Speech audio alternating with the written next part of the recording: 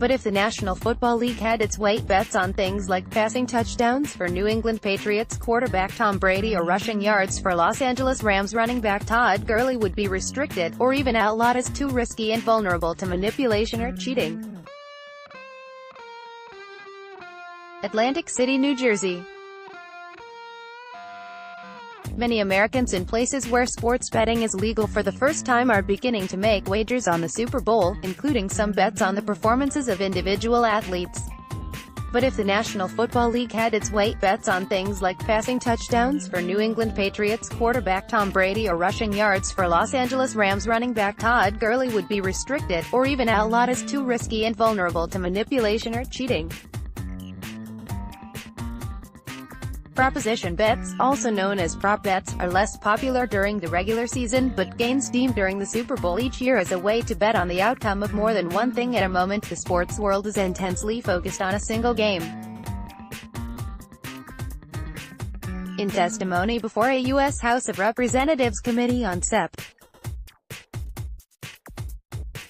27, NFL Executive Vice President Jocelyn Moore asked Congress to let professional sports leagues and gambling regulators ban prop bets that involve the performance of individual athletes over the course of a game.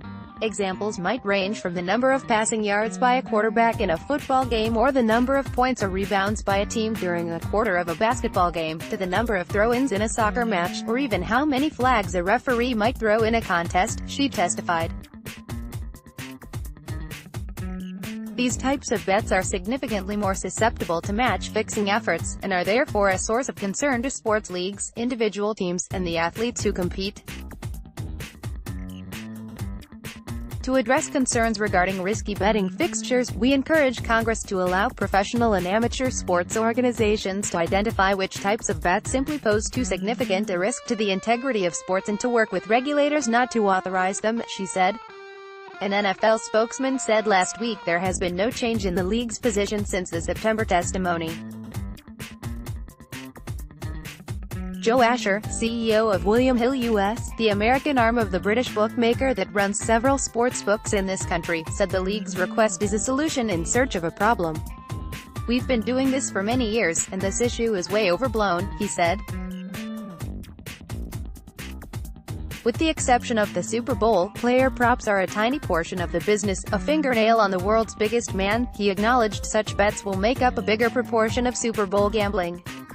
Prop betting on the Super Bowl is quite popular and keeps people engaged throughout the game, even if it's a blowout, he said. "We've never seen evidence of a player prop being manipulated." Most sportsbooks also limit the amount of money that can be bet on player props to lessen the likelihood that cheaters would try to make a huge profit by conspiring with a player or referee to manipulate the outcome of such a bet. Asher said William Hill's limits vary, but typically restrict such bets to no more than $500 or $1,000.